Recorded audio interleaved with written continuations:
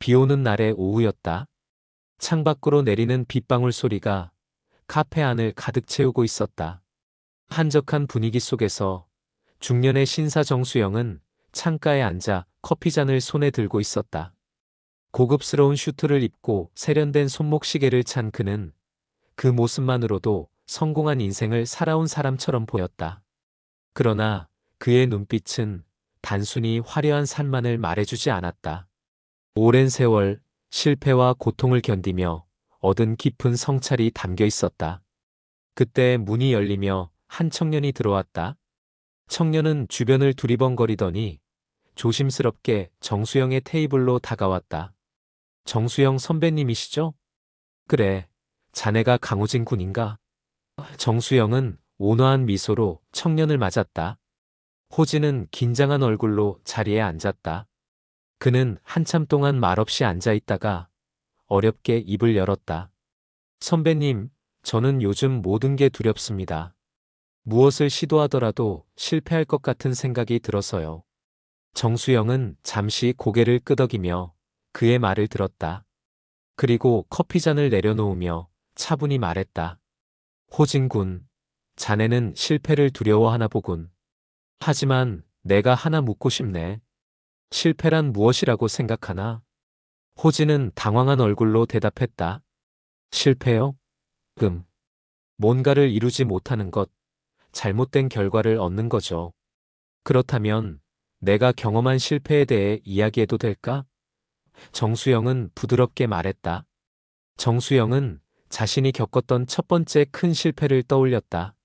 내가 30대 초반이었을 때였네. 사업에 뛰어들어 야심차게 첫 프로젝트를 시작했지. 모두가 내가 성공할 거라 확신했네. 하지만 결과는 참혹했어. 큰 손실을 보고 사업 파트너들과도 등을 돌렸지. 심지어 가족마저도 나를 걱정 어린 눈빛으로 바라보곤 했어. 호진은 그의 말을 들으며 눈을 크게 떴다. 지금의 성공한 모습과는 너무 다른 이야기였기 때문이다. 그럼 어떻게 다시 일어설 수 있으셨나요? 처음에는 내 자신을 비난하며 세상이 불공평하다고 원망했네. 하지만 그 과정에서 중요한 깨달음을 얻었지. 실패는 그 자체로 끝이 아니라 배울 수 있는 기회라는 걸 말이야. 정수영은 잠시 말을 멈추고 호진을 바라보았다. 내가 깨달은 첫 번째 교훈은 이거였네. 실패는 내가 부족한 점을 돌아보게 하고 더 나은 방향으로 나아갈 방법을 알려주는 손님 같은 존재라는 거지. 그는 이어서 말했다. 그때 나는 내가 실패한 이유를 하나하나 분석했네. 준비가 부족했던 점, 파트너와의 신뢰를 충분히 쌓지 못한 점, 그리고 모든 걸 너무 서두른 점 말이야. 그런 점을 알게 되자 내가 할 수 있는 게 무엇인지 보이기 시작했지. 호진은 고개를 끄덕이며 물었다. 그래도 두렵지 않으셨나요? 다시 실패할 수도 있다는 생각이 들었을 텐데요. 정수영은 미소를 지으며 말했다. 물론 두려웠지. 하지만 그때 내게 한 가지 생각이 떠올랐네. 성공하는 사람과 실패하는 사람의 차이는 단순히 결과가 아니라 실패를 대하는 태도에 있다는 걸 말이야. 정수영은 조용히 커피를 한 모금 마시며 말을 이어갔다. 실패를 두려워하면 시도조차 못하게 되네. 하지만 실패를 두려워하지 않으면 실패는 더 이상 우리를 망치지 못하네. 그것은 오히려 우리가 더 강해질 수 있는 연료가 되지. 호진은 정수영의 말에 깊은 인상을 받은 듯 했다. 그럼 선배님께 실패는 더 이상 두려운 것이 아니신가요? 두려움이란 항상 존재하지. 하지만 중요한 건 그 두려움을 어떻게 다루느냐에 달려있네. 나는 이제 실패를 두려워하는 대신 그것을 환영하며 배울 준비를 하지. 카페 밖에는 여전히 비가 내리고 있었다. 하지만 정수영과 호진의 대화는 따뜻한 분위기로 흘러갔다. 호진 군, 자네도 실패라는 손님을 두려워하지 말고 맞이해보게. 실패는 그 누구도 피할 수 없는 과정일 뿐만 아니라 진정한 성공으로 가는 길에 꼭 필요한 동반자니까 말이야.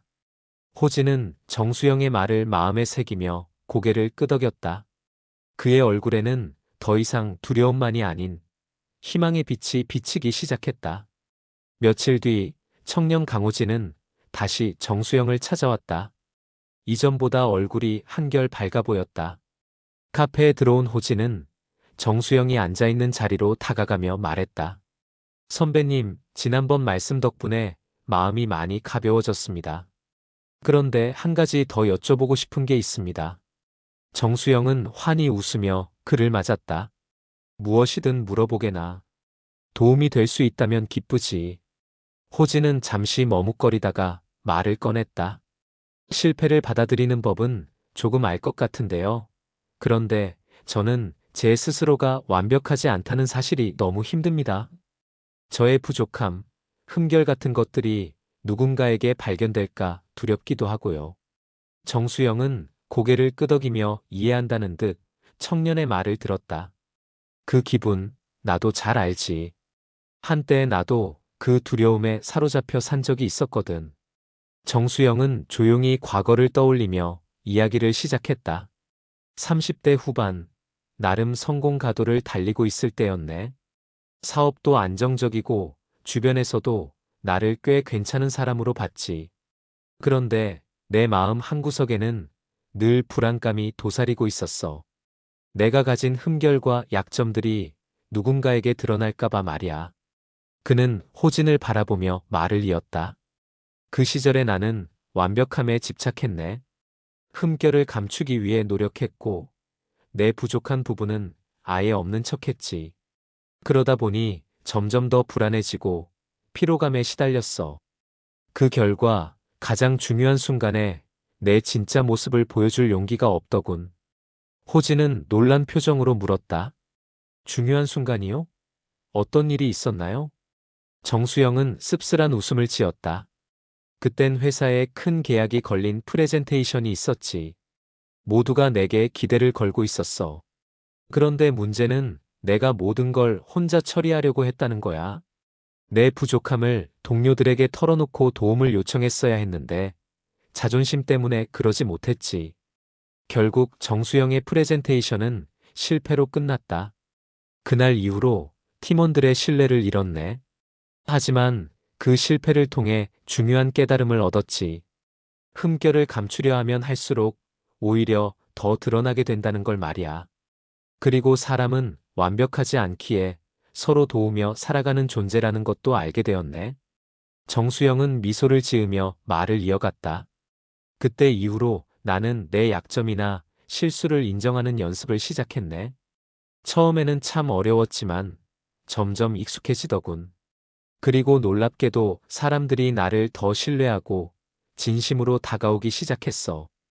호진은 고개를 끄덕이며 공감했다.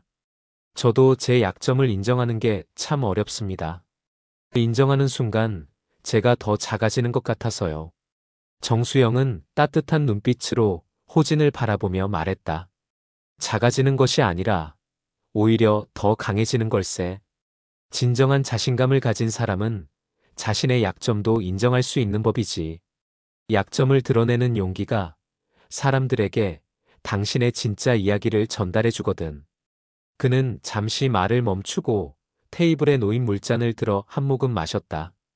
호진 군, 예전에 어떤 선배가 내게 이런 말을 했었지. 흠결은 인생의 주름살 같은 거야. 하지만 주름이 없으면 사람이 얼마나 밋밋하고 재미없겠나? 그 말을 듣고 나서야 깨달았네. 나를 진짜 인간답게 만드는 건 흠결 그 자체라는 걸. 정수영은 말을 마치며 호진에게 물었다. 자네도 완벽하려고 애쓰지 말게. 오히려 자네의 이야기를 만들어주는 흠결을 감사히 여기고 그것을 통해 배우고 성장하길 바라네. 호진은 깊이 생각에 잠긴 듯 했다. 그의 표정에는 여전히 약간의 망설임이 남아 있었지만 정수영의 이야기는 분명 그의 마음에 큰 울림을 주고 있었다. 선배님 말씀을 듣고 보니 제 약점을 직면하는 용기를 가져야겠다는 생각이 듭니다. 저도 완벽하려는 집착에서 벗어나 제 이야기를 진솔하게 만들어가고 싶습니다. 정수영은 만족스러운 미소를 지었다. 그렇다면 자네는 이미 큰 걸음을 내디딘 셈이지.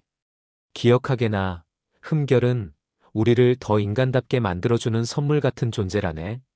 카페 밖에서는 구름이 걷히고 따스한 햇빛이 비추기 시작했다. 정수영과 호진은 새로운 깨달음 속에서 서로의 진솔한 이야기를 나누며 그날의 대화를 이어갔다. 며칠이 지나고 정수영은 평소처럼 카페에 앉아 책을 읽고 있었다. 이른 저녁 강호진이 또다시 그를 찾아왔다. 호진의 얼굴은 전보다 훨씬 자신감으로 가득 차 있었다. 선배님, 저 요즘 회사에서 팀원들과의 관계가 많이 나아졌습니다. 말씀해 주신 대로 제 약점을 솔직하게 털어놓고 도움을 요청했거든요. 그런데 정말 놀랍게도 모두들 오히려 더 적극적으로 저를 도와주고 팀 분위기도 좋아졌습니다. 정수영은 흐뭇한 미소를 지으며 고개를 끄덕였다. 좋은 소식이군. 자네가 큰 변화를 만들어냈구먼. 호진은 잠시 머뭇거리다 말을 꺼냈다. 그런데 이번엔 조금 다른 고민이 생겼습니다. 팀원들과의 갈등은 풀렸지만 프로젝트를 진행하면서 무엇이 옳은지에 대해 자꾸 헷갈리더라고요.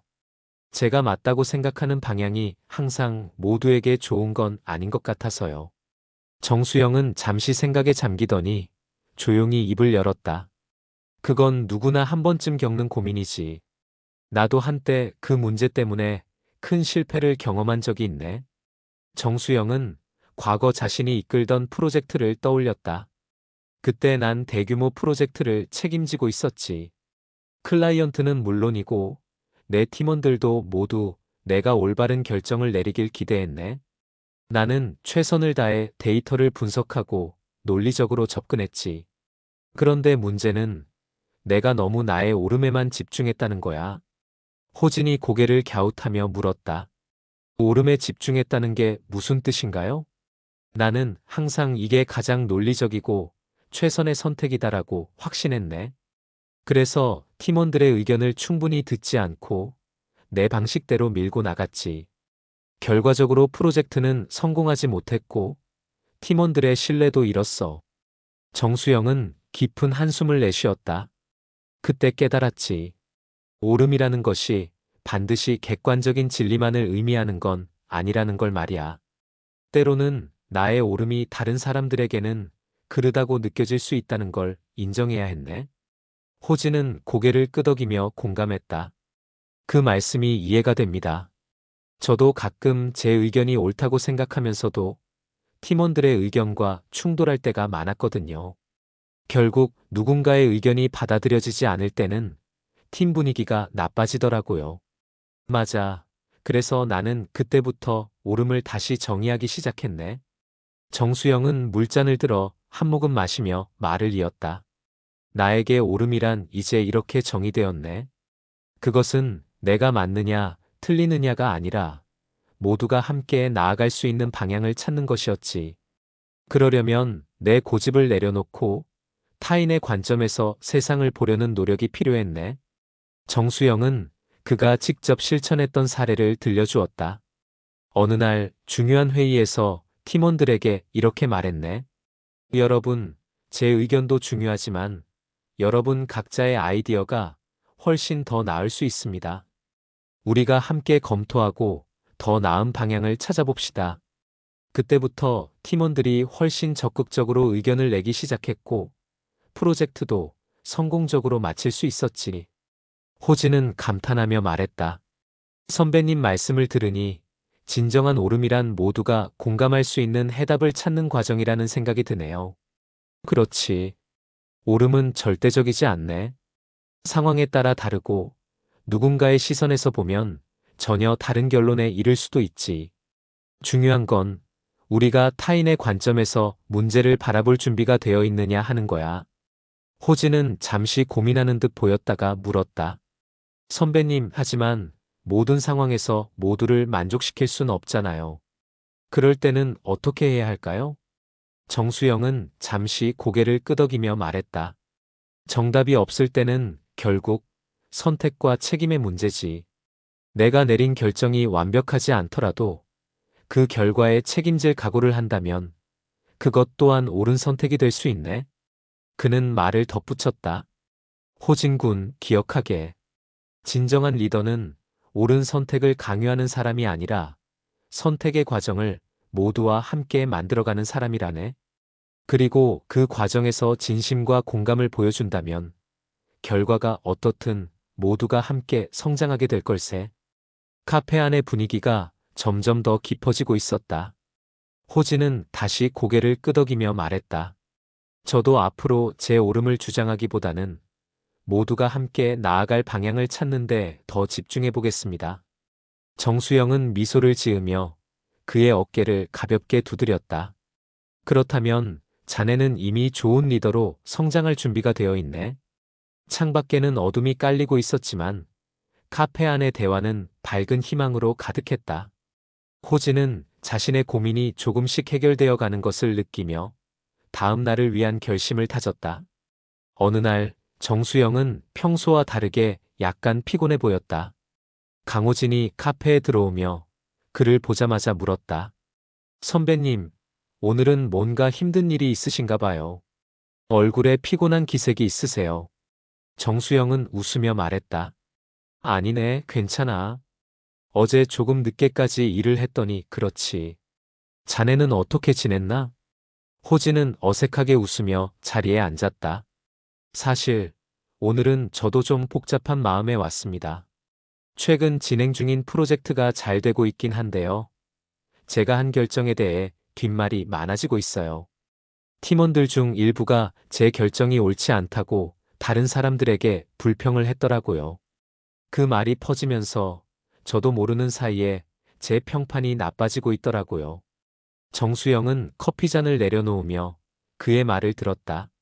악평에 시달리는 게 얼마나 힘든 일인지 나도 잘 알지. 내가 겪었던 한 가지 사건을 이야기해 줄까? 호진은 눈을 반짝이며 고개를 끄덕였다. 네, 선배님께서 어떻게 극복하셨는지 정말 알고 싶습니다. 정수영은 천천히 이야기를 시작했다. 내가 40대 초반이었을 때였네. 당시 우리 회사가 큰 프로젝트를 수주했는데 경쟁이 심한 상황이었지. 나는 팀을 이끌면서 프로젝트를 성공시키기 위해 최선을 다했네. 그런데 문제가 하나 있었어. 프로젝트 초기 단계에서 내 결정이 몇몇 팀원들의 기대와 어긋났고 그들 중 몇 사람이 내 결정을 비판하기 시작했지. 그는 잠시 말을 멈추고 호진을 바라보았다. 그 비판이 내부에서만 끝났다면 괜찮았을 텐데 그게 외부로 퍼져버렸네. 우리 회사에 대한 악평이 경쟁사들에게까지 퍼졌고 클라이언트들 사이에서도 신뢰를 잃을 위기에 처했지. 나는 그때 마치 칼날 위를 걷는 듯한 기분이었네. 호진은 놀란 얼굴로 물었다. 그 정도였나요? 그럼 어떻게 하셨어요? 정수영은 미소를 지으며 말을 이었다. 처음에는 무척 화가 났네. 그 비판이 사실과 다르다는 걸 알았으니까. 하지만 곧 깨달았지. 화를 낸다고 해결될 문제가 아니란 걸 말이야. 그때부터 나는 두 가지를 실천했네. 하나는 문제를 바로잡는 것이었고, 다른 하나는 내 내면을 단단히 다지는 것이었지. 호진이 궁금한 얼굴로 물었다. 문제를 바로잡는 것이라면 구체적으로 어떻게 하셨나요? 우선 팀원들을 한자리에 모아 정직하게 대화했네. 그들에게 내 결정을 내린 이유를 차분히 설명했지. 그리고 그 과정에서 내가 잘못한 점이 있다면 인정했네.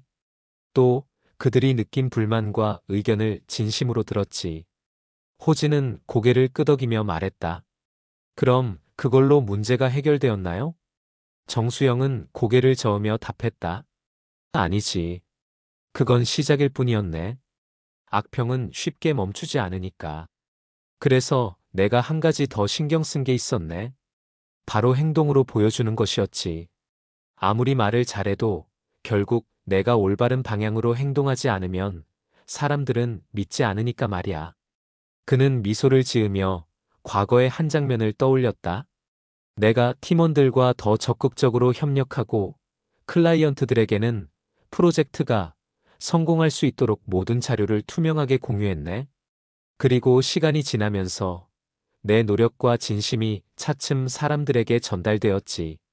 결국 프로젝트는 성공적으로 끝났고 악평도 사라졌네. 호진은 눈빛을 반짝이며 물었다. 그럼 선배님께서는 악평을 두려워하지 않으신 건가요? 두려움이 없었다면 거짓말이지. 하지만 중요한 건 두려움을 어떻게 다루느냐야. 악평은 칼날 같아서 잘못 다루면 더 큰 상처를 남기지. 하지만 차분히 그 칼날을 잡고 방향을 바꾸면 오히려 나를 성장시키는 도구가 되기도 하네.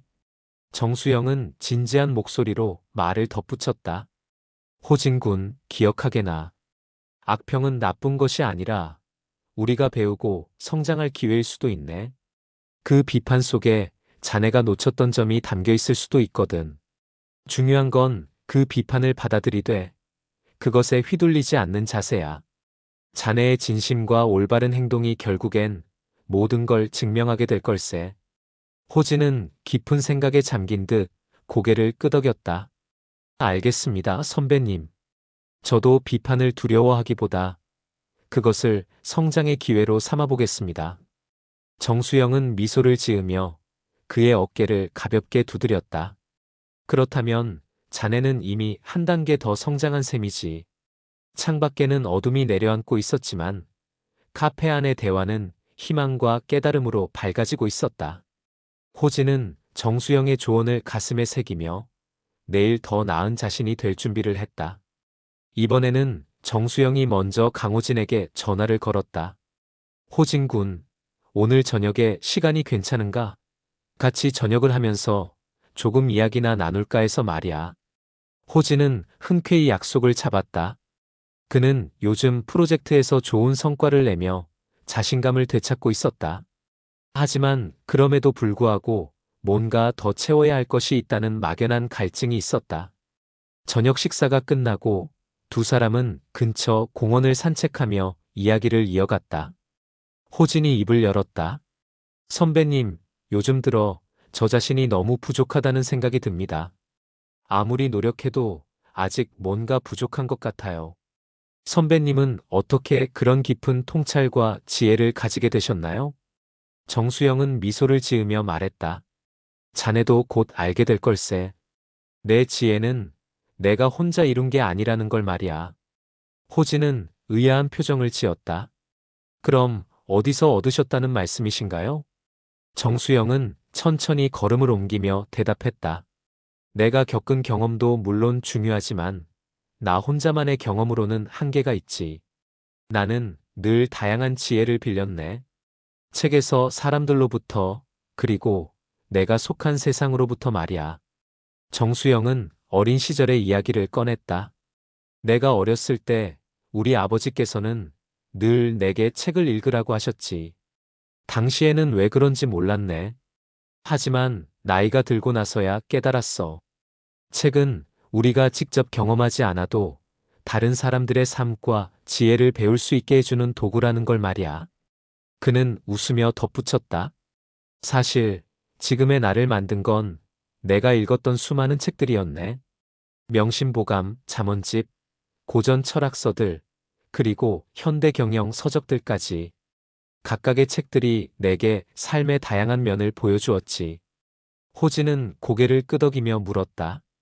그럼 선배님께서 읽으신 책 중에서 가장 큰 영향을 준 책은 무엇인가요? 정수영은 잠시 생각에 잠기더니 말했다. 딱 하나를 꼽기는 어렵지만 명심보감이라는 책이 내게 많은 가르침을 주었네. 거기에는 이런 말이 있지. 지혜로운 사람과의 교제는 보물을 얻는 것과 같다. 나는 그 말을 늘 가슴에 새기며 지혜로운 사람들을 찾아다녔네. 그는 과거에 만났던 멘토들을 떠올리며 이야기를 이어갔다. 내가 30대 중반이었을 때 사업에 큰 위기가 닥쳤던 적이 있었지. 그때 한 선배가 내게 이런 조언을 해주었네. 내가 아무리 똑똑해도 혼자만의 힘으로는 큰 산을 넘을 수 없다. 다른 사람들의 지혜를 빌려라. 그 말이 내게는 깨달음처럼 다가왔지. 정수영은 멘토를 찾아다니며 다양한 관점에서 삶을 배웠다. 나는 내 분야에 성공한 사람들뿐만 아니라 예술가, 철학자, 심지어는 농부들에게서도 배웠네. 모든 사람은 자신만의 독특한 지혜를 가지고 있고, 그걸 듣고 나면 내 삶을 새롭게 바라볼 수 있게 되더군. 호진은 한동안 조용히 걷다가 입을 열었다. 선배님, 저도 요즘 책을 읽고 배움을 얻으려 노력 중입니다. 하지만 가끔은 너무 많은 정보에 압도되기도 합니다. 무엇부터 시작해야 할지 모르겠어요. 정수영은 고개를 끄덕이며 답했다. 그럴 때는 기본적인 질문을 던져보게. 나는 지금 무엇을 배우고 싶은가? 내 삶에서 어떤 부분이 더 성장하기를 원하는가? 이 질문에 답을 하다 보면 자연스럽게 방향이 보일 걸세. 그는 말을 덧붙였다. 그리고 중요한 건 배우는 것을 실천으로 옮기는 거야. 아무리 좋은 지혜를 얻어도 그것을 행동으로 옮기지 않으면 아무 소용이 없네. 지식은 실천할 때 비로소 나의 것이 되는 법이지. 공원의 산책로를 따라 걸으며 두 사람은 대화를 이어갔다. 호진군, 자네가 성장하기 위해 해야 할 가장 중요한 일은 스스로에게 배우는 마음을 열어두는 거라네. 사람들에게, 책에게, 그리고 세상에게서 말이야. 배움에는 끝이 없고 배움을 통해 자네는 계속해서 더 나은 사람이 될 수 있지. 호진은 정수영의 말에 깊이 공감하며 말했다. 감사합니다, 선배님. 이제부터는 더 열린 마음으로 배우고 실천해 보겠습니다. 정수영은 미소를 지으며 고개를 끄덕였다. 좋아. 자네라면 분명 훌륭한 배움과 실천으로 멋진 삶을 만들어갈 걸세. 두 사람의 대화는 점점 더 깊어졌고, 호진은 새로운 다짐을 하며 그날의 만남을 마무리했다. 어둠이 내려앉은 공원은 고요했지만 그 안에서 호진은 자기 자신을 비추는 밝은 등불을 하나 얻은 듯했다. 며칠 후 강호진은 정수영에게 전화를 걸었다. 선배님, 이번 주 금요일에 잠깐 시간 괜찮으세요? 제가 선배님께 꼭 보여드리고 싶은 게 있습니다. 정수영은 흔쾌히 약속을 잡았고 약속된 날 호진이 정성껏 준비한 프레젠테이션을 보러 갔다. 호진은 회사 회의실에서 열정적으로 프로젝트의 성과를 발표하고 있었다. 그의 목소리에는 자신감이 넘쳤고 발표 자료는 논리적이고 치밀했다. 무엇보다 팀원들과 협력한 흔적이 곳곳에 묻어나 있었다. 발표가 끝나자 박수 소리가 회의실에 울려 퍼졌다. 정수영은 호진의 발표를 들으며 미소 지었다. 발표가 끝난 후 호진은 선배를 찾아와 물었다. 어땠나요, 선배님? 정말 많이 부족했을 것 같긴 한데. 정수영은 그의 어깨를 두드리며 말했다. 훌륭했네. 무엇보다 팀원들과 함께 만든 결과물이라는 게 느껴졌네. 자네가 정말 많이 성장했다는 걸 알 수 있었어. 호진은 쑥스러운 듯 웃었다. 사실 이번 프로젝트는 쉽지 않았습니다. 몇 번이나 실패할 뻔했거든요. 하지만 선배님께 배운 대로 실패를 두려워하지 않고 오히려 팀원들과 문제를 공유하며 해결하려고 노력했습니다. 정수영은 자리에 앉으며 미소 지었다. 그래, 결국 실패를 넘어서게 만든 건 자네의 태도와 노력일 거야. 내가 마지막으로 자네에게 들려주고 싶은 이야기가 바로 그거라네. 실패를 넘어 빛나는 성공을 만들어낸 과정에 대한 이야기지. 정수영은 깊은 눈빛으로 과거의 이야기를 꺼냈다. 내가 50대 초반이었을 때 사업적으로 가장 큰 위기를 맞았던 적이 있네. 그때는 내 자신감도 바닥을 쳤고 주변의 신뢰도 많이 잃었던 시기였지. 회사는 거의 문을 닫을 뻔했어. 그런데도 포기할 수 없더군. 모든 걸 정리하고 나서 나는 실패의 이유를 하나하나 적어보기 시작했네. 그는 잠시 생각에 잠기더니 말을 이어갔다. 그때 알게 된 게 있어. 나는 실패를 두려워한 나머지 안전한 길만 선택하고 있었다는 거지. 그래서 나는 처음부터 다시 시작하기로 결심했네. 더 이상 실패를 두려워하지 않고 새로운 도전을 두려워하지 않기로 말이야. 호진은 진지하게 그의 말을 들었다. 다시 시작하시는 게 정말 쉽지 않았겠어요. 어떻게 용기를 내셨나요? 정수영은 미소를 지으며 답했다. 용기란 거창한 게 아니더군. 단지 내가 할 수 있는 작은 일을 하나씩 해보는 거였네. 그리고 작은 성공들이 쌓이면서 조금씩 다시 자신감을 찾았지. 그때부터 나의 실패는 더 이상 두려운 존재가 아니라 배움의 기회로 느껴졌네. 정수영은 말을 덧붙였다. 그 후로 나는 사업을 다시 일으켰고 그 과정에서 실패를 대하는 새로운 태도를 배웠지. 실패는 우리가 성장하는 데 필요한 과정이라는 걸 알게 된 거야. 중요한 건 실패 후에 어떻게 행동하느냐지. 포기하지 않고 배우고 다시 시도한다면 실패는 성공의 한 부분이 될 수 있네. 호진은 고개를 끄덕이며 말했다. 저도 이번 프로젝트를 하면서 실패할 뻔한 순간들이 많았는데 그때마다 문제를 정면으로 마주하려고 했습니다. 그게 오히려 저와 팀을 더 단단하게 만들어줬어요. 정수영은 흐뭇한 미소를 지으며 말했다. 바로 그거야, 호진군. 자네는 이미 실패를 두려워하지 않는 법을 배운 것 같군. 이제 자네에게 남은 건 그 경험들을 발판 삼아 더 큰 도전을 해보는 거라네. 둘은 카페로 자리를 옮겨 대화를 이어갔다. 창밖에는 겨울에 찬 공기가 감돌고 있었지만 카페 안은 따뜻했다. 호진은 마지막으로 정수영에게 물었다. 선배님, 저에게 항상 실패를 극복하는 이야기를 들려주셨는데요. 혹시 지금도 두려움이 생기시나요? 정수영은 커피잔을 내려놓으며 미소 지었다. 물론이지. 두려움은 늘 우리 곁에 있네. 하지만 두려움을 완전히 없애려 하지 말고 그걸 동력으로 바꾸는 게 중요하지. 두려움이 있다는 건 우리가 무언가 중요한 일을 하고 있다는 증거니까 말이야. 호진은 그 말을 깊이 새기며 말했다. 저도 앞으로 두려움과 실패를 제 편으로 만들어 보겠습니다. 선배님께 배운 대로 실패 속에서 배우고 더 나은 방향으로 나아가겠습니다. 정수영은 그의 말을 듣고 기분 좋게 고개를 끄덕였다. 그렇다면 자네는 이미 실패를 넘어선 성공의 길 위에 서 있는 거야. 자네라면 무엇이든 해낼 수 있을 거라 믿네.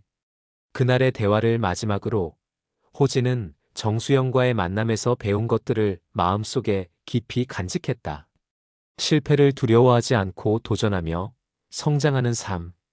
그가 앞으로 마주할 수많은 선택과 도전 속에서 이 깨달음은 그를 이끌어주는 북극성이 될 것이 분명했다. 정수영은 창밖을 바라보며 다시 한번 자신의 젊은 시절을 떠올렸다. 실패와 성공, 그리고 배움의 과정이 교차했던 날들. 그는 조용히 미소 지으며 말했다. 결국 삶은 끝없는 배움과 도전의 연속이야. 실패든 성공이든 중요한 건 그 과정에서 우리가 어떤 사람이 되어 가느냐지.